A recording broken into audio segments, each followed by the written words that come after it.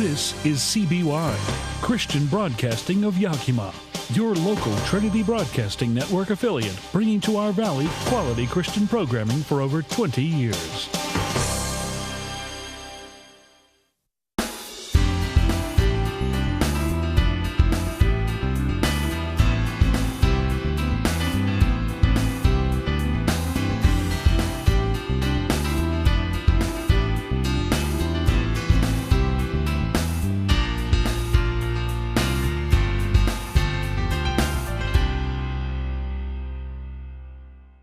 Hi, my name is Michael Kay, and welcome to There's Hope. Today I have with me Andy Ferguson, the Executive Director of Transform Yakima, and Chris Chamberlain, who's also with Transform Yakima. And we're excited today for you to hear about what God's doing here in the Yakima Valley through this organization. So, Andy, Chris, welcome. Thank you for joining us today. Andy, tell us a little bit about your organization, Transform Yakima Together. Well, Transform Yakima Together was established about 3 years ago. And our motto and our aim is to unite, equip, and activate the body of Christ to transform Yakima together. How powerful would that be if all the churches came together? Well, that's just it. We believe that God has many, children in His family, and that every church represents a different child, so to speak, in the family, each with their own gifts and special assignment in the kingdom. But that all of us together are supposed to work together to bring His kingdom into greater reality here in Yakima. Amen. Amen. And Chris, you're the development officer at Transform Yakima Together. What is it that you do at Transform Yakima? Well, I help connect people to raise funds. I raise funds for Transform Yakima. Right now we are raising funds for Camp Hope, and just connect people, make a relationship, show them the value of what we do. That's great. That's great. That's exciting. Yeah. So, Andy, right now your organization is receiving funding to run an operation for the homeless. Can you tell the viewers a little bit about that? Sure. Actually, last year, or early this year rather, the city manager approached me and asked if our organization would be willing to take on managing a homeless encampment. I think a lot of folks remember what the homeless situation was like back in 2016, just a little over a year ago, when we had the tent city across from the police department. And nobody really wanted to see that happen again. And so the city manager approached me and said, Andy, do you think it's possible that, Transform Yakima would be willing to run an encampment? Right. So when people hear the word encampment, Andy, what I see is when we drive through Seattle and you see the tents under the overpass. How does that differ from what your organization's running? Well, we definitely understood that, and we understood what had happened, when people just brought their own tents and that. So what we decided to do was to, have barrack-style tents, where we own the tents and the people are in it like a dormitory or like a barracks. That way we have inspections, and it's not their property, it's our property. And we also brought in staff. We have 24-hour staff, security, as well as monitors, helping people, with their life situation and moving on. And so it's a secured facility. It isn't a free-for-all. There are rules. People can get trespassed or sanctioned out of the camp if they aren't willing to cooperate with the rules. So it's a completely different situation than a free-for-all encampment. Chris, have you guys seen positive results from having this managed style of encampment versus a traditional encampment? It's just kind of the free-for-all? We do, and when you have the boundaries, and people respect that, but it also brings respect back to the people that come into the encampment, Camp Hope. They know where the boundaries are, and it makes them feel safe. So it is a great thing for us to have the way it's set up right now. Yeah. When I was down there, one thing that I'm impressed with is how clean it is down there. And that's the thing that really kind of is probably offsetting for someone that's expecting to walk in to a traditional encampment, is how clean it is. But you guys just don't provide a place for someone to sleep. There's a whole lot more to it, isn't there? Absolutely. And what you're speaking about in terms of cleanliness of the camp, I mean, that speaks to the pride that the residents have in the camp itself. And we have a lot of residents that are, very invested in the camp themselves. They take it upon themselves. Of course, we do ask for volunteer hours from the residents to help keep the camp clean. And you're right, most people come down there are really kind of surprised and shocked about the cleanliness, the orderliness of it, and the peace that's down there. And just for our viewers' sake, we've had a lot of people come down and prayer walk around the camp, and that's really helped just create a spiritual atmosphere. down there, and I think that's a big part of the blessing. But the residents really own what we have there, and so that's a big part of what makes it work. That's great. So the other thing I was, when we were talking kind of off air, you mentioned this is a low barrier shelter. What does the term low barrier mean? Yeah, that's a good question, because people want to know what the difference between us and the mission is, for instance. Right. And so because we're under contract by a government agency, we're required to take anybody that's in need who's willing to abide by our rules. And so, for instance, the mission won't take somebody who's under the influence of narcotics or, that sort of thing, and they won't take pets. And so we are willing and able and actually required to take somebody who may have come in off the streets drunk or stoned or, whatever, high, and give them a bed. Now, they can't use on the property, so there's no use of drugs on the property, but they can come in, intoxicated or under the influence, and we'll give them a bed. What I'm understanding is if someone comes in intoxicated in a non-low barrier shelter, they'd be turned away? They could be, yes, depending on the shelter. Then where would they go? Nowhere, that's the problem. That's why we have people on the streets. So really, you're giving these people a place to get rehabilitated with some safety. Yes, absolutely. And that's a big part of what we hope to do is give people a place to, be safe. Because when you're out on the streets, you're in survival mode. And when you're in survival mode, I mean, it's moment to moment, and drugs are an easy out. It's a quick way to, or an easy way to kind of tolerate your environment where you're just barely surviving. It might be cold, you're lonely, whatever. And so it's easy to turn to drugs. We've had so many people come to camp who are, under the influence, but they get to camp, they feel the safety, they have a sense of community, and they realize, you know what, maybe I can actually move on in my life. And I know we've had so many people that have done that, got in there, gotten some rest, gotten some food, and said, this isn't too bad. I can make this a springboard to doing something positive in my life. Right. Aptly named Camp Hope, then. That's right. That's right. We're giving people hope. That's right. That's great. So, Chris, do you guys partner with like public safety agencies as well, like the police or the fire department? Yeah, and actually, they from what I know, they really do like what we have because it's a secure environment. These people are safe. They can't be, like Andy said, they can be intoxicated, they can be on drugs, but they're going to be in a safe place. They're not going to be out in the public. So the law enforcement looks at this as a huge plus. Yeah, and I could back that up. I could tell you that they look at that as a huge plus. Yes. Being a former police officer, I can sympathize with their frustration of having somebody that you're trying to find help for that may be drunk or stoned and not have any room at the inn, so to speak. So I think it's great what's going on there. Right.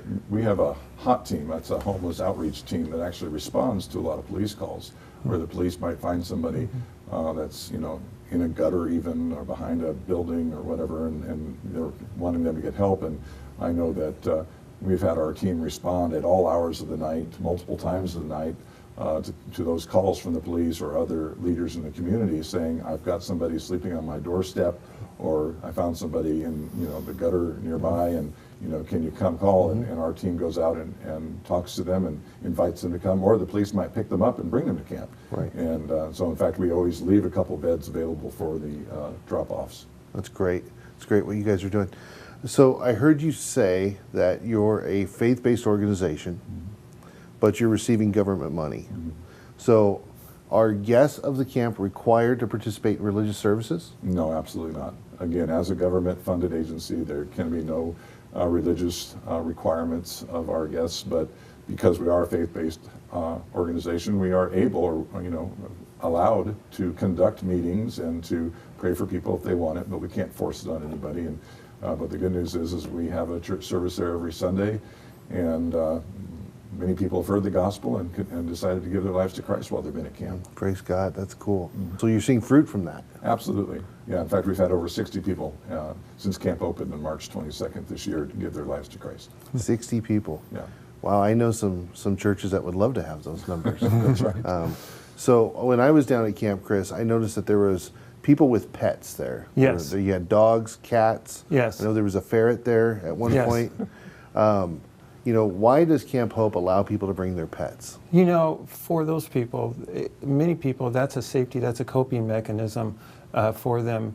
Maybe they have mental situations where it's safe to have the pet. They've had this pet for a while. We take this pet away, it changes their situation. Again, it's a safety thing, it's a secure thing for them. Sometimes that's like their kid. And so we have put the situation in so it works at Camp Hope. I thought it was kind of cool that you had a dog park. Yes, we right? do. And, yes. And there's food provided for the dogs. And then I saw a picture on your website that the Humane Society comes up. And in reading that article, that the Humane Society provides microchipping and spade and neutering and that stuff. So you guys are working with other organizations, though, too, correct? Absolutely. Just like the Humane Society, they come over regularly to help out with the animals to make sure that they're taken care of, like you said, spayed or neutered, or they need shots or something else like that. And we work with other organizations, like an organization called Laundry Love from Foursquare. It's a ministry that provides laundromat services once a month.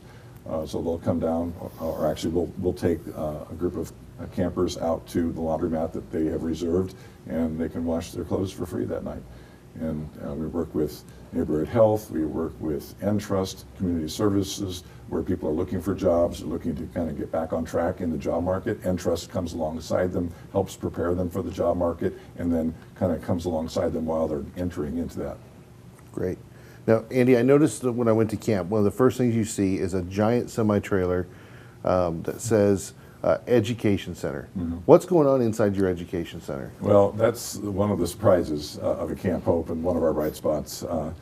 We had somebody donate the trailer. We've had so many generous people in the community donate things, and so we had a gentleman donate this trailer that used to be a Hollywood studio, and we've converted it to a classroom. And awesome. We've got a semi-retired special educator who just loves on our people and has opened up that trailer and is conducting GED classes, rudimentary, skills like math and English and resume writing, some computer search stuff, so there's just a lot of things that are going on, trying to help the residents get the skills, get the education that they need to get a job and reestablish themselves in life. Okay. How cool is that? Right? You expect to walk into a homeless encampment, not only are you getting fed, but you're safe, and I can get help with my education and things like that. So one thing that impressed me, Chris, when I was down there was the sense of community that seems to be down there. Yes. Talking to several of your people, they didn't refer to it as encampment, they referred to it as home. Yes. Can you speak a little bit about that? Yes, and I'll tell you, when you go on to the camp right away, and that was the main thing that I saw the first time I came onto the camp.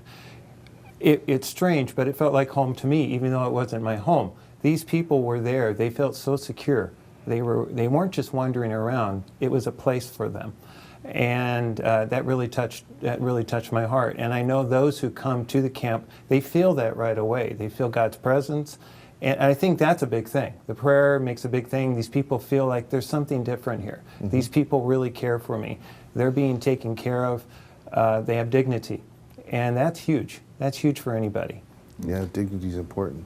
I look at the campground and everything about it like some big family summer camp. Yeah. And I mean, I've had a couple of those experiences in my life, and where we brought extended family together for a week or a weekend, and during the summer, that's what it feels like to me. It's like you see these big tents, you see the common tent, everybody comes together for dinner and kind of hangs out and does their own thing during the day, and that's really what we have as a community. That's great. Yeah. That's great. And that's got to be honoring to the kingdom, right? Absolutely. Yes. So the other thing, guys, that I think is really important when I was down there was the number of women that you had in camp. Being a former police officer, usually women don't go to encampments like that. Right. And I was kind of blown away with the sheer number of women that you have in camp and how comfortable they are in that setting. Can you explain to the viewers, like, this isn't just for men or women, correct? It's for both genders, and they kind of coexist on this little 1 acre parcel, correct? Absolutely. Yes, and we were surprised too. I mean, right from day one, we had more women than we expected. I mean, the numbers last year in the winter shelter, which just immediately preceded when we opened camp, were less than a dozen women participating in the women's shelter. And we opened with that number, and then we have grown since then, and we have well over 20 women in camp regularly. In fact, we kind of push 30 often with women, which is very surprising, but it really speaks to the safety that the women feel there. They don't have to worry about, their bodily harm or, somebody coming in and doing something to them or taking them and whatever. So we're really actually super glad that we're able to offer that to the women.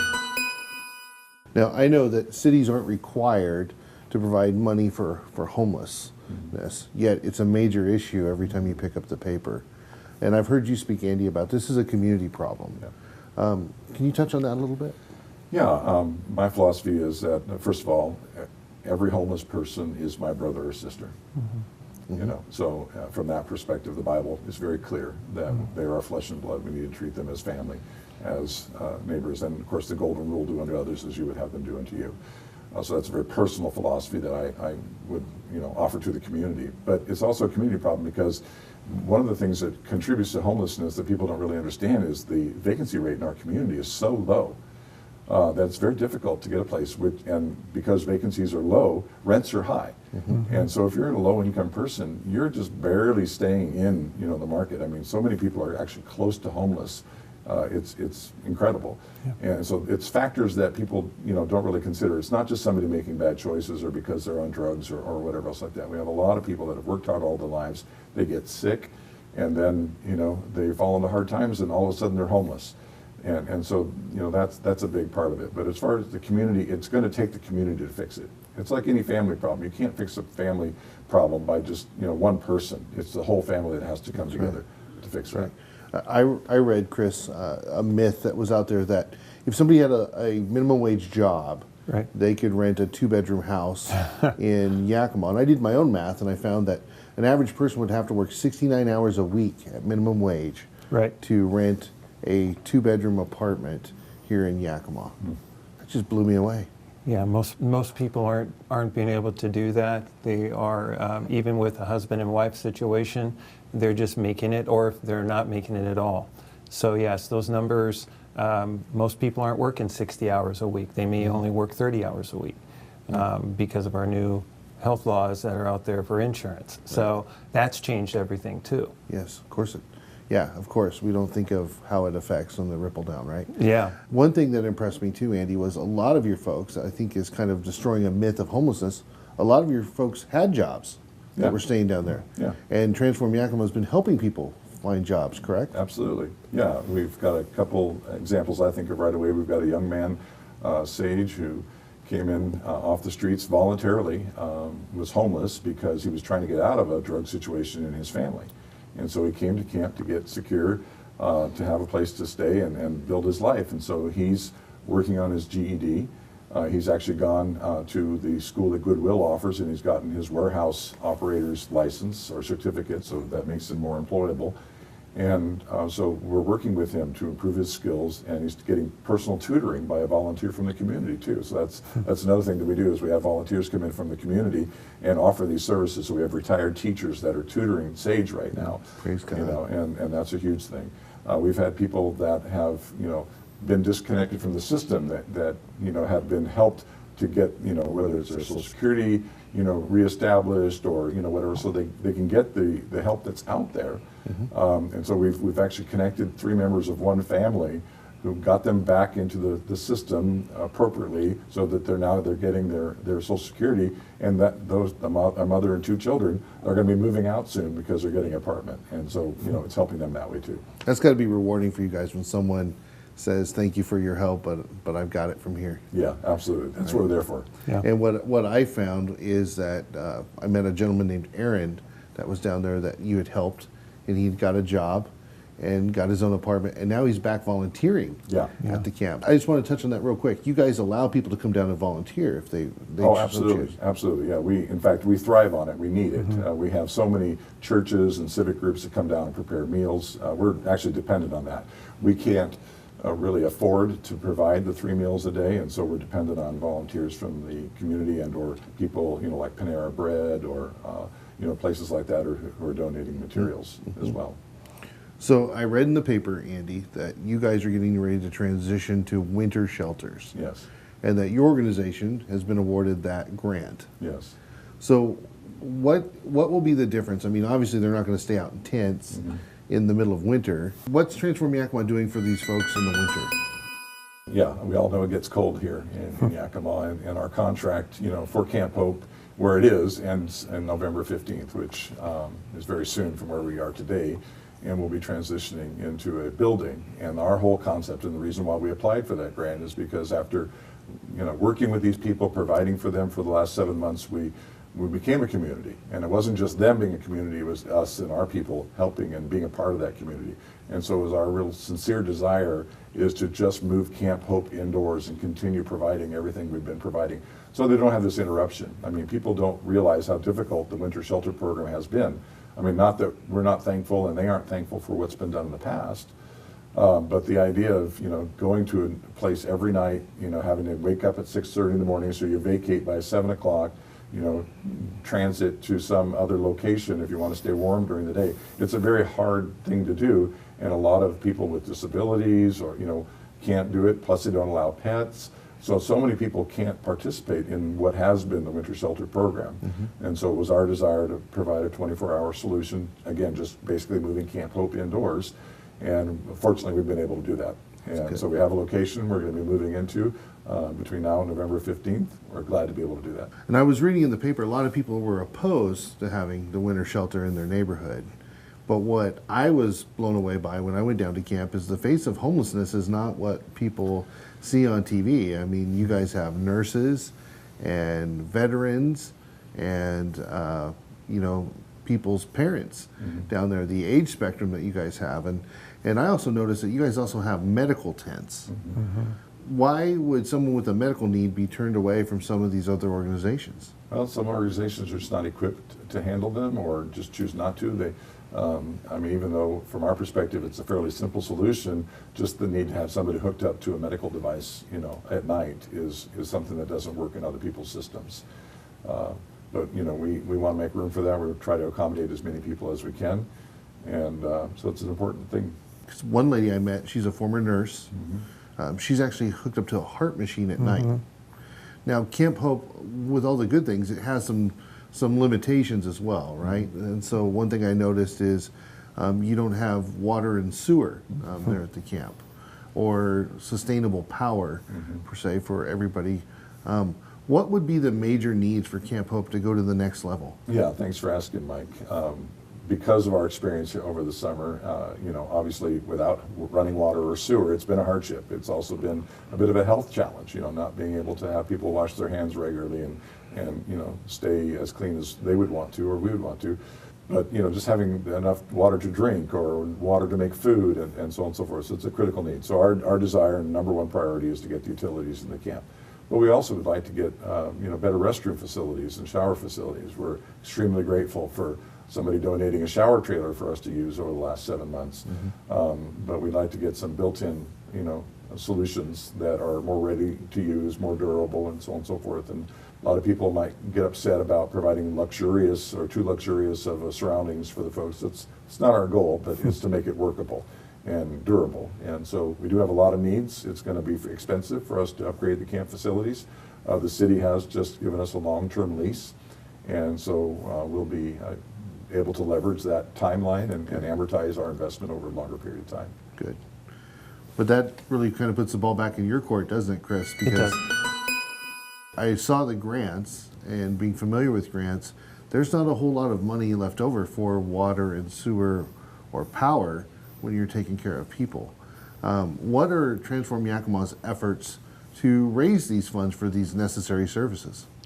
Well, part of the efforts are to go out to the community, and we're not just looking at the churches. The churches are a big place. We would love all the churches to be participating, but to connect with the community in all ways.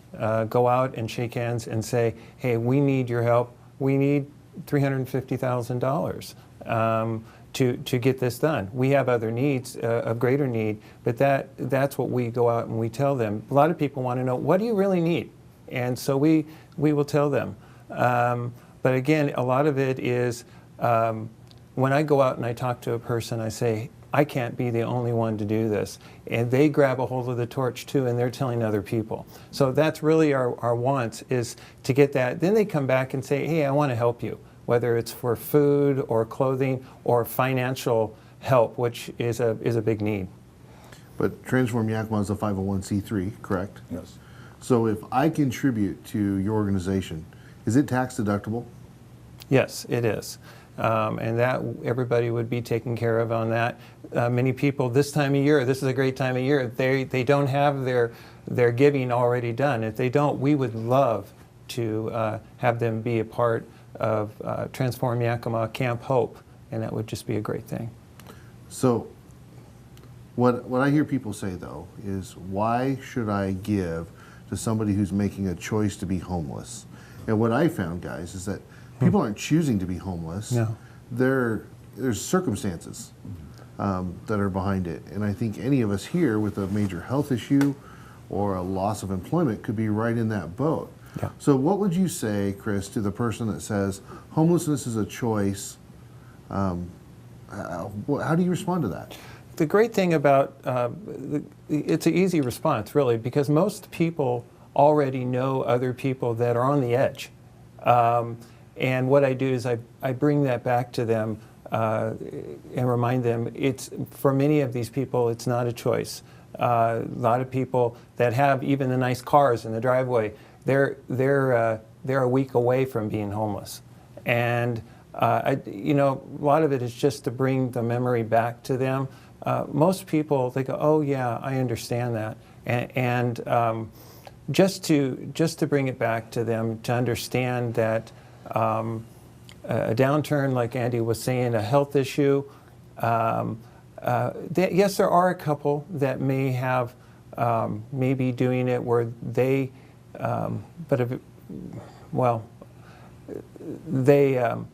they're not making it a choice. But when they come to Camp Hope, and our hope is that the more they come, they say, hey, I want to make the choice to change. And there are a few of those we're seeing that happen, and we're seeing the fruit on the tree. Right, because studies show mental illness, I think, is what you're referring to. Yes. Mental illness is not a choice. No. Right, it's an actual illness.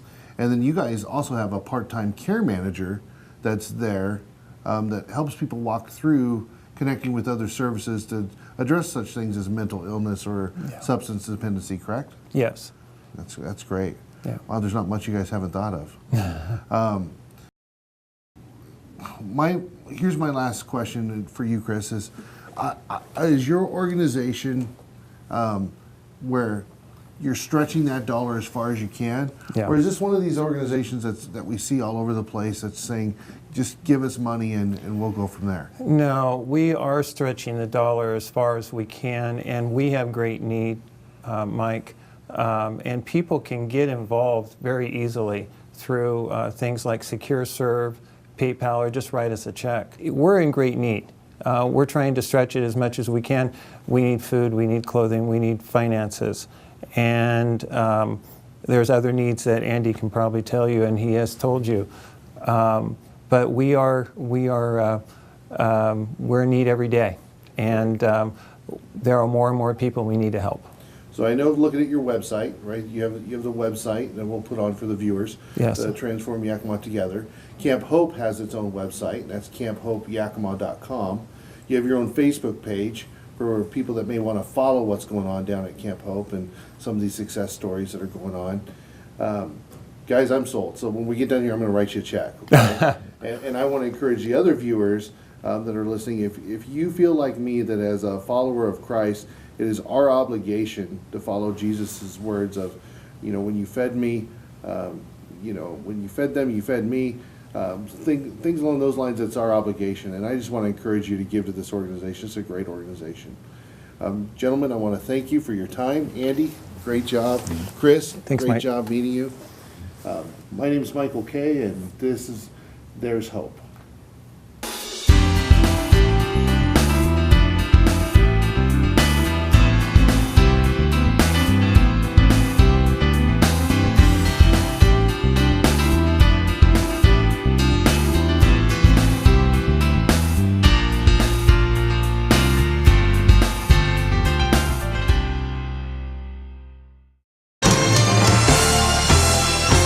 This is CBY, Christian Broadcasting of Yakima, your local Trinity Broadcasting Network affiliate, bringing to our valley quality Christian programming for over 20 years.